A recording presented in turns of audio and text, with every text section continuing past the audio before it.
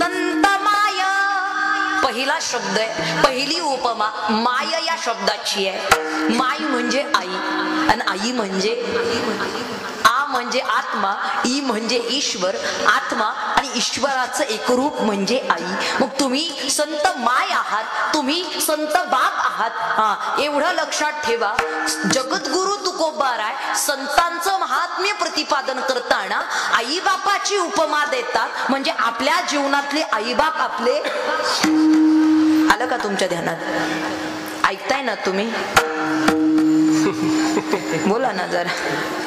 हे बघा, वक्त्याला प्रतिसाद देणं हे श्रोत्यांचं आद्य कर्तव्य आहे. वक्ता राजकीय क्षेत्रातला पुढारी असो किंवा वारकरी संप्रदायातील कीर्तनकार असो, वक्त्याला श्रोत्यांनी दिलेल्या मानधनापेक्षा श्रोत्यांच्या प्रतिसादाची अपेक्षा जास्त असते. लक्षात. म्हणून बरं वाटलं तर असं करत चला, नाही बरं वाटलं तर असं करत चला. एक गोष्ट ध्यानात ठेवा, संत हे जीवनात आई बापा स्वरूप, आई बापाची उपमा, आई वडिलांची उपमा जगद्गुरु तुकोबाराय देतात. तुम्ही संत माय, तुम्ही संत बाप. आणि पुढे सांगतात तुम्ही एवढेच नाही तर कृपावंत सुद्धा आहात. म्हणजे आई वडील आहात आणि कृपावंत आहात. जीवनामध्ये आई बापाची उपमा देण्यासाठी पात्रता लक्षात ठेवा. कोणाची उपमा कोणाला द्यायची आहे? उपमा देण्यासाठी ज्याची उपमा द्यायची तो पात्र असावा लागतो. लक्षात ठेवा. मग आई वडिलांची उपमा देतात, निश्चितच आई वडील त्या उपमेच्या पात्र आहेत. कारण आई वडिलांचं लेकरांसाठी असणारा त्याग, लेकरांसाठी असणारे कष्ट आणि लेकरांसाठी असणारं प्रेम हे त्याच पद्धतीने आहे जसं संतांचं आहे. याच्यात काहीच भिन्नता दिसून येत. मी मगाशी सांगितल्याप्रमाणे आईलाच वाटतं लेकराचं चांगलं व्हावं, जगाला वाटत नाही. हे मातृत्व आहे. आणि मातृत्वाची ताकद इतकी मोठी आहे बाबा. जग एका बाजूला आणि आईचं मातृत्व एका बाजूला उभं करा. जगात जिंकण्याची ताकद आईच्या मातृत्वात आहे. फक्त घरातून बाहेर निघताना तिच्या पायाचा स्पर्श करा, तिचं दर्शन घ्या, तिचा आशीर्वाद घ्या. घरातून बाहेर निघताना वडिलांचा विचार करा, वडिलांचं दर्शन घ्या आणि सातत्यानं त्यांच्या सान्निध्यात राहा. जीवनात दुसरी कोणती ताकद नाही जी तुम्हाला त्या तुमच्या यशापासून अडवू शकेल. ताकदच नाही दुसरी कोणती. आजकाल माणसाला सगळं जग कळतंय पण आई बाप कळत नाही, अशी अवस्था आहे. माना अगर मानू नका, पण ही सगळ्यात मोठी वस्तुस्थिती आहे. बाबा, दुष्काळाच्या काळात एक आई 4-4 लेकरांना सांभाळण्याची जबाबदारी किंबहुना ताकद ठेवत होती. आज पोरांचा सुकाळ आला पण 4-4 पोरांना एक आई बाप सांभाळले जात नाही, ही सगळ्यात मोठी खंत आहे. वाटण्या केल्यात, वाटण्या आई बापामध्ये सुद्धा वाटण्या. आईनं तुझ्याकडं, वडिलांनी माझ्याकडं.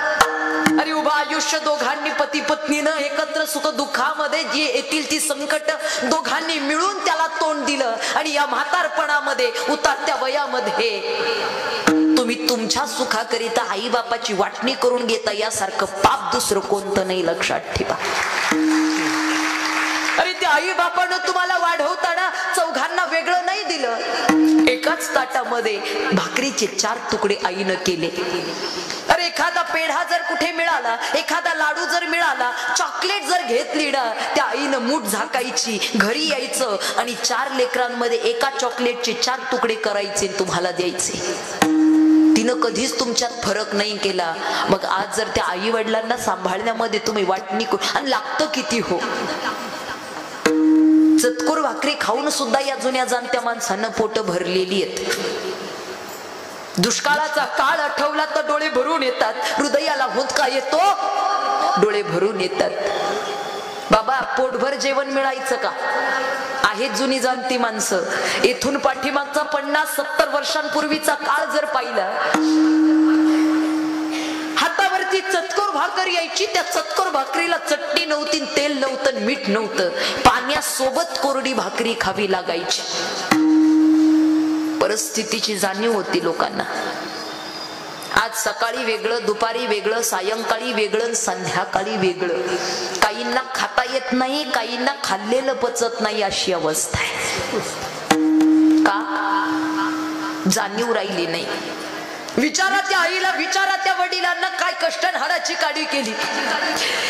अरे दुसऱ्यांच्या शेतात बापानं सालाने कामं केलीत फक्त लेकरांसाठी. बाप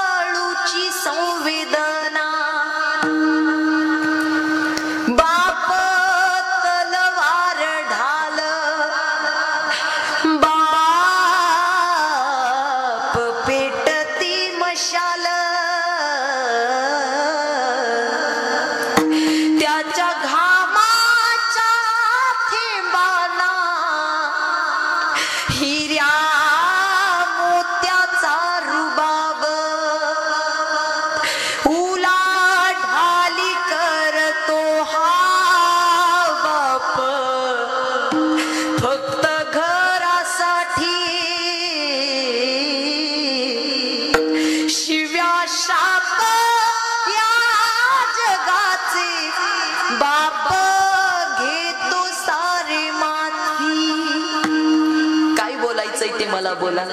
माझ्या कुटुंबाला, माझ्या पोरांना, माझ्या मुलींना एक शब्दही कोणी बोलायचा नाही. अरे ढाल बनून उभा राहतो कुटुंबाच्या संकटांपुढे. कधी नाही विचार केला, नाही कधी विश्वासात, नाही कधी विचारात घेतलं त्याला. बाप घराचा तो पाया, बाप घराचा तो पाया, आई कळस त्यावर जेव्हा खचतो ना पाया तेव्हा कोसळते घर.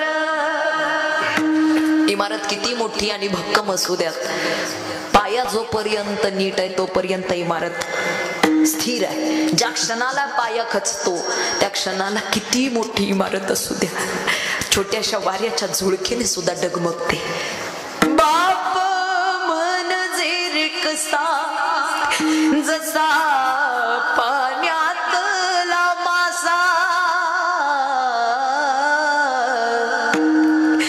त्याच्या डोळ्यातला थेंब कुणा दिसणार कसा.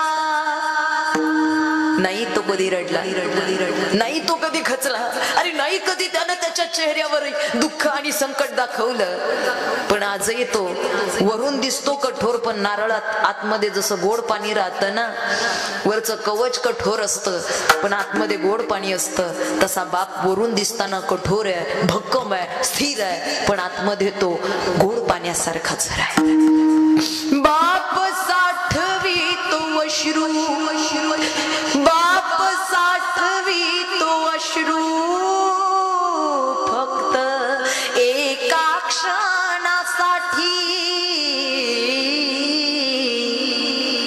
जन्मभराचे रडतो लेक जाताना सासरी. आयुष्यात कधी नाही रडला, पण स्वतःच्या हातावरती जपलेल्या फोडाप्रमाणे जसं त्या काळजाचा तुकडा तो दूर जातो. हातावरती असलेल्या फोडाप्रमाणे त्या काळजाचा तुकडा जपलेला ज्या क्षणाला त्या बापापासून दूर जातो ना, त्या क्षणाला त्या ठिकाणी त्या वडिलांचं अंतःकरण जाणून घ्या. हृदयात हुंकान, डोळ्यात पाणी असतं. नाही जगाला दाखवू शकत, नाही जगाला सांगू शकत. कुठल्याही स्वरूपाचा देव माणसाला कळावा. जगद्गुरु तुकोबाराय सांगतात, तुम्ही संत माय आहात, तुम्ही संत बाप आहात. मग आई बाप आपल्या जीवनामध्ये कोण आहे त्याची जाणीव सुद्धा माणसाला याच पद्धतीनं झाली पाहिजे. एक जण मला म्हटला, ताई कीर्तनात आई वडिलांचं महत्व काय सांगतात, काय उपयोग आहे त्यांचं महत्व सांगून. म्हटलं का रे दादा? अहो म्हटले कुठं ते काम करतात, कुठे कष्ट करतात, आई तर जाग्यावरती जेवणाचं ताट द्यावं लागतं.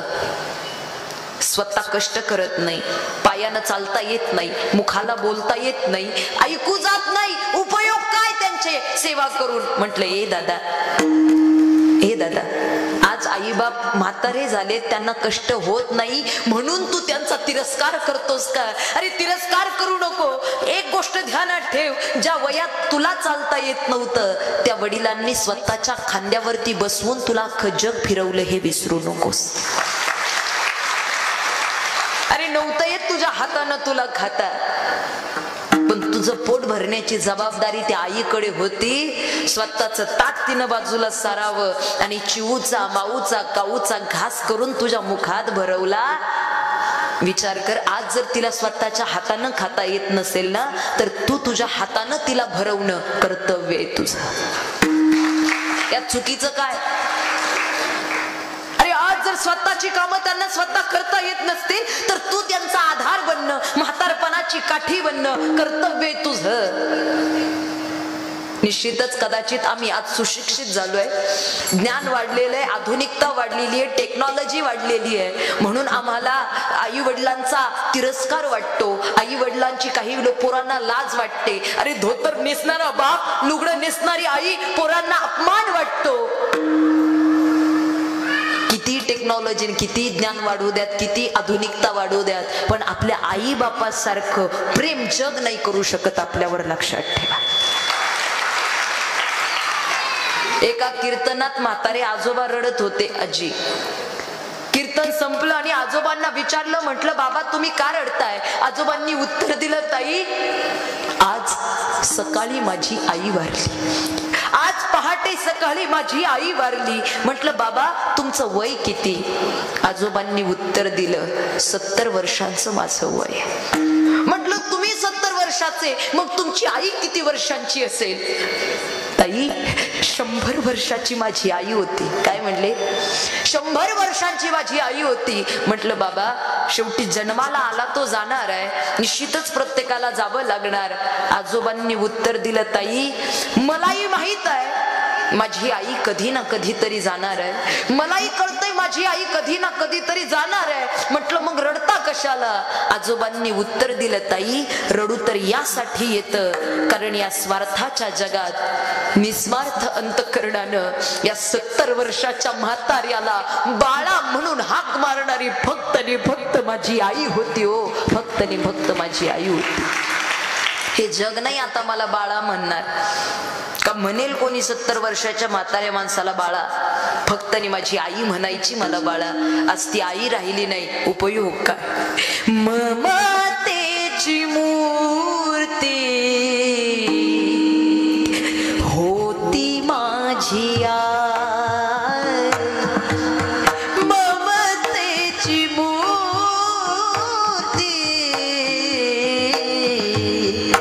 होती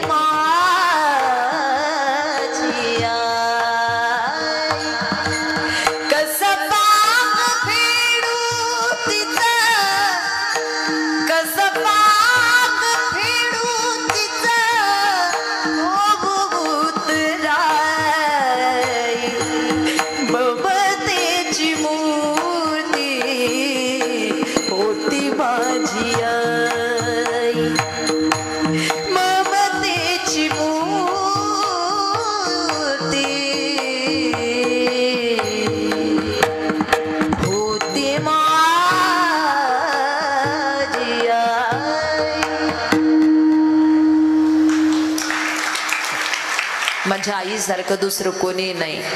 आई तुझ्या मूर्तीवाणी या जगात मूर्ती नाही,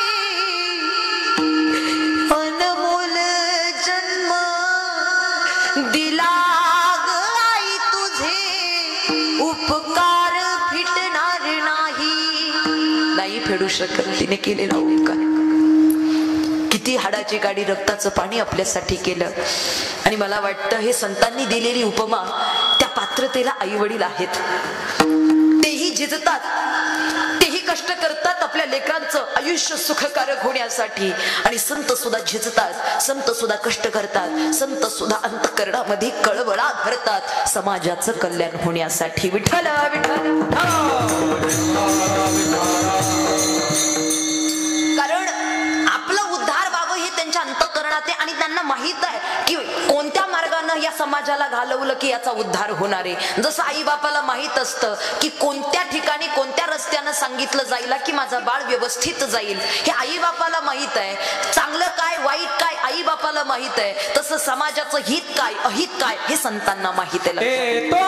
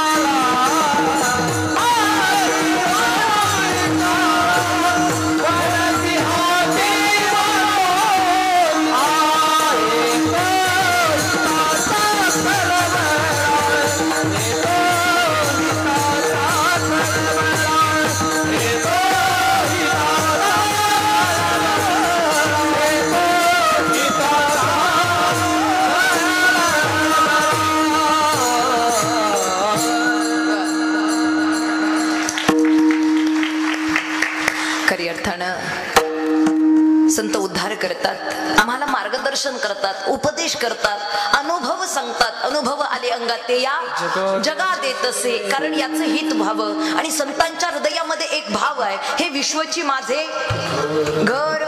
निश्चितच हा भाव त्यांच्या अंतःकरणात आहे. संत कधीच जसं आई वडील लेकरात भेद करत नाही, तसे संत समाजात कोणाचाच भेद करत नाही. अरे वाईट आला त्यालाही चांगलंच मार्गदर्शन आहे आणि चांगला साधक आला त्यालाही चांगलंच मार्गदर्शन आहे. वाईटाचंही चांगलं व्हावं ही भावना जर कोणाच्या अंतःकरणात तर ती संतांच्या अंतःकरणात आहे, लक्षात ठेवा. वृक्षाप्रमाणे असेल, निश्चितच कल्पवृक्षाची ही उपमा दिली, कारण कल्पवृक्षासारखीच त्यांचं की आपण अंतःकरणामध्ये लेकरानं मनामध्ये एखादी इच्छा निर्माण करावी आणि आई बापानं न सांगता ती पूर्ण करावी, अशा पद्धतीनं संतांचं अंतःकरण आहे. की संतांनी जनाचं हित कशात आहे हे पाहिलं, म्हणून तर तुम्ही संत माय बाप कृपावंत, कृपा केली आपल्यावरती, उद्धार करण्याचं साधन सांगितलं. काय आम्ही पतित कीर्तिवाणू, जगद्गुरु तुकोबाराय स्वतःला पतित सांगतात.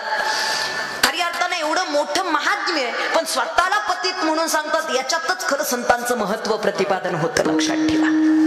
तुम्ही आम्ही स्वतःला अहमपणा देत असतो, पण संत स्वतःला कधीच अहमपणा देत नाही. मी कोण आहे, मी कोण आहे, मी याचक आहे, मी दास आहे, मी पतित आहे, या शब्दामध्ये संत स्वतःची उपमा करतात. आणि खऱ्या अर्थानं जगद्गुरु तुकोबाराय सांगतात, कोणत्या शब्दामध्ये संतांचं महत्व सांगावं. काय मी पतित कीर्तिवाण, संत हे समाजाचा जगाचा उद्धार साधण्याकरिता आलेले आहेत. मग तो भगवंताचाच अवतार असतात, लक्षात ठेवा. कारण संत ते देव, देव ते संत, निमित्त त्या प्रतिमा. काही वेळेस आमचा असा गैरसमज होतो, आता देवाला शरण गेलोत मग संतांना का शरण जायचं, किंबहुना आम्ही जर संतांना शरण गेलोत तर देवाला का शरण जायचं. तुम्ही देवाला शरण गेलात, संतांना शरण गेलात, तुम्ही रूपात भिन्नता केली, अस्तित्व एक आहे.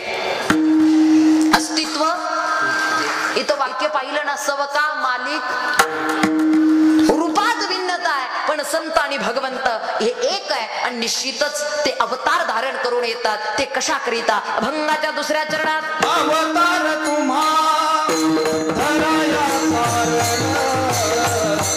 अवतार तुम्हा धराया कारण, टाळी वाजवायची सर्वांनी. अवतार तुम्हा धराया कारण, अवतार तुम्हा धराया कारण, अवतार तुम्हा धराया कारण, अवतार तुम्हा धराया कारण, अवतार तुम्हा धराया कारण.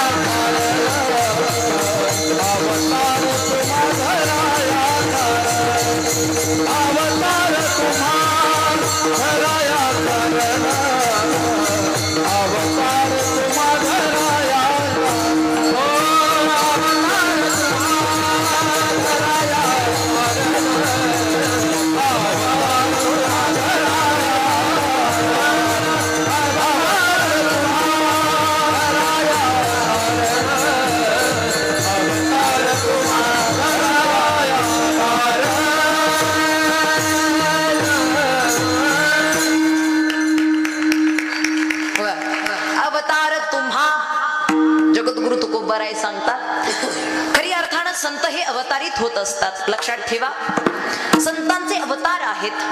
महाविष्णूचा अवतार सखा माझा ज्ञानेश्वर, ब्रह्मा सोपानात झाला. लक्षात ठेवा, हे संतांचे अवतार आहेत. नारायणाचे अवतार भगवान आहेत आणि भगवंताचे अवतार हे संत आहेत. संत अवतारित होतात. अवतार तुम्हा धराया कारण उद्धरया जन जड जीवा. जड जीवा या अज्ञानी लोकाचा, या जड जीवाचा उद्धार करण्यासाठी संत अवतार धारण करत असतात. त्यामुळे निश्चितच आपल्याला त्यांचं अस्तित्व कळणं गरजेचं आहे. बाबा, जीवनामध्ये कोणाचं सानिध्य, कोणाची संगत आणि कोणाच्या विचाराच्या संगतीत जगायचं याच्यावरती आपला परमार्थ अवलंबून असतो. लक्षात ठेवा. मग संत विचारांच्या संगतीत जर जगला तर निश्चितच कुठेच अडचण येत नाही. तेनेची पंथे चालू जाता न पडे गुंथा. संत विचारांमध्ये चालण्याची ताकद ठेवा. हे जगाची वाहवा करतय, संतांना नावं ठेवतय, काय उपयोग आहे? एक जण म्हणला, ताई कुठे संत, कुठे देव, असते तर दिसले नसते का? अरे बाबा, तू मान्य करत नाहीस तर याच्यावरतीच तुझी श्रद्धा कळते. मान्य तर कर, जगाचा जाऊ दे, स्वतःचा तरी उद्धार करण्यासाठी मान्य कर. काही लोक तर मानत नाही, कीर्तनात बसले तरी गप नाही. हे जा असं, तिचं तसं, तिनं असं केलं, तिनं तसं, तिचं असं, तिचं तसं, तिनं असं केलं. तुमच्या नाही, यांच्या लवकर ध्यानात ये. काय उपयोग आहे? आम्ही श्रद्धेनं बसतोय का? आज कीर्तनाला तुम्ही कोणत्या रंगाचे कपडे घातलेत काही घेणं देणं नाही. कुठून आलात, कसे आलात, कधी आलात, काही घेणं देणं नाही. निश्चितच तुमच्या अंतःकरणामध्ये भाव कसा याच्याशी घेणं देणं आहे. भक्ती प्रेमाविना ज्ञान नको देवा, संत सांगतात. जीवनात भक्ती आहे, जीवनात संतांचं मार्गदर्शन आहे, जीवनामध्ये साधना आहे, जीवनामध्ये उपासना आहे. जगाची फिकीर करण्याची किंबहुना जगाचा विचार करण्याची गरज नाही. काही लोक परमार्थ जगाचा विचार न करतात, संतांच्या नाही. त्याला आवडतंय का, त्याला पटतंय का? काही लोक काकड्याला निघाले तरी शेजारच्याची कडी वाजवून जातात, त्याला कळावं मी निघालोय म्हणून. अरे, जगाला दाखवून आणि जगाला सांगून कुठे परमार्थ पूर्णत्वाला जातो का? आणि असं जर करत गेला, आयुष्य गेलं तरी परमार्थ पूर्णत्वाला जाणार नाही. लक्षात ठेवा. माझं कीर्तन तुम्हाला पटेल न पटेल, पण माझी सेवा साईनाथांपर्यंत पोहोचावी यातच माझं समाधान आहे. कारण ते उद्धार करणार आहेत. संतन के संग नाच रे. हात वर करा सर्वांनी.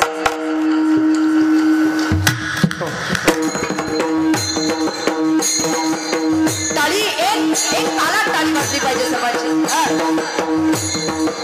थोडं तुला संतन के संग नाच रे, तेरी अच्छी बनेगी. संतन के संग नाच रे, तेरी अच्छी बनेगी. संतन के संग नाच रे, तेरी अच्छी बनेगी.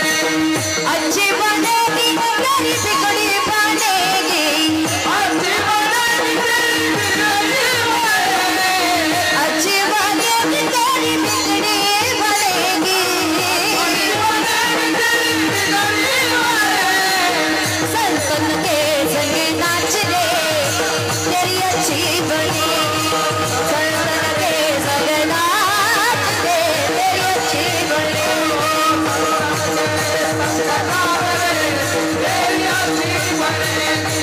संतन के संग नाच रे, तेरी अच्छी बनेगी. मी मध्ये मध्ये का घेते, ही चार्जिंग आहे, चार्जिंग. मोबाईल लो व्हायला लागला, बॅटरी लो व्हायला लागली की आपण चार्जिंगला लावतो. तसं हे भजन, हे नामस्मरण, हे नामचिंतन, ही चार्जिंग आहे आपल्या या देहरूपी या मोबाईलची. टेन्शन घेत नाही. लक्षात ठेवा. अच्छी बनेगी, तेरी बिगड़ी बनेगी. जगासोबत नाचून नाही. संतन के संग नाच रे, तेरी अच्छी बनेगी. बाबा, आयुष्यात पंगत चुकली तरी चालल, पण संगत चुकून देऊ नका. कारण पंगत चुकली तर एका टाइमाचं जेवण चुकल, पण संगत चुकली उभा आयुष्य बिघडल्याशिवाय राहणार नाही. लक्षात ठेवा. विठ्ठल विठ्ठल. जगाचं सोडा, निदान आपला उद्धार तरी झाला पाहिजे. संत विचारांची ताकद माणसाला कळाली पाहिजे. संत अवतार धारण करून जन्माचा जेव्हा जीवाचा उद्धार पाहत असतात आणि निश्चितच तुम्हा आम्हा जन्माचं सार्थक करत असतात. ही ताकद त्या संतांची आहे. म्हणून परमार्थ करत असताना इतर विषयामध्ये मन न गुंतवता आपण संत विचारांमध्ये, कारण संतांची संगती मनोमार्गे गती ना आकळावा श्रीपती. संत दर्शनी हा लाभन पद्मनाभ. एवढी ताकद आहे संतांमध्ये. एकदा का त्यांना गुरु केलं की मग जगाचा विचार सोडून द्यायचा. लक्षात ठेवा. ज्यांनी साईनाथांना हृदयामध्ये ठेवलंय, मग जग काय म्हणेल, जगाला चांगलं वाटतंय का, त्यांना पटतंय का, याचा विचार करणं सोडून द्या. साईनाथांना पटलं, बाद झालं. तुमच्या लक्षात आलं का? हमारे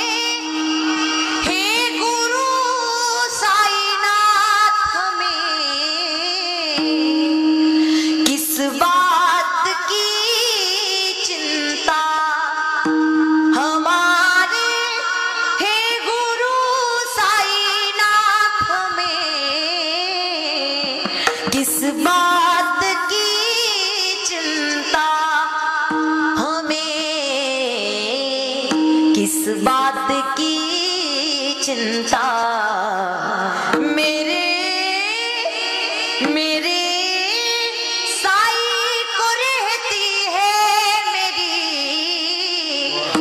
बात की चिंता. अरे आमच्या साईनाथांना माहितीये मला काय लागतं, काय पाहिजे, काय हित काय अहित हे साईंना माहित आहे. म्हणून जगाचा विचार करत नाही. लक्षात ठेवा. असा भक्त आहे, असा श्रद्धावान आहे, असा विश्वासू आहे. आणि संत हे आपल्या जन्माचा उद्धार करण्यासाठी अवतार तुम्हा धराया कारण उद्धारया जन जड जीवा. आणि निश्चितच ते जड जीवाचा उद्धार करतात. एवढंच कार्य संतांचं नाहीये, तर निश्चितच परमार्थात वाढ व्हावी. विठोबाचं नामस्मरण, हे चिंतन, हे भजन प्रत्येक कुळामध्ये, प्रत्येकाच्या हृदयामध्ये, प्रत्येकाच्या मुखापर्यंत पोहोचवण्यासाठी अवतार तुम्हा धराया कारण उद्धरया जन जड जीवा. एवढंच नाही तर वाढावया सुख भक्तिभाव धर्म कुळाचारी नाम विठोबाचे. कुळाकुळामध्ये भगवंताच्या नामचिंतनाचा प्रचार आणि प्रसार संत महात्म्य करून देत असतात. ते निश्चितच आपल्यापर्यंत ही साधना पोहोचवतात. त्यामुळे त्यांच्या विचारांचा दास होणं ही काळाची गरज आहे. जगाचं माना अगर मानू नका. अहो जग आहे, एकाच्या घरात जातं, दुसऱ्याचा चिवडा खातं, तिसऱ्याच्या गाडीत बसून चौथ्याला निवडून देतं. ध्यानात आलं का तुमच्या? हे जग आहे, पण आम्हाला पूर्णत्वानं सुख देणारे फक्त संत आहेत. म्हणून संत विचारांची ताकद लक्षात ठेवा. दोन्ही हातांना टाळी, मुखानं देवाचं भजन करा. विठोबा रखुखा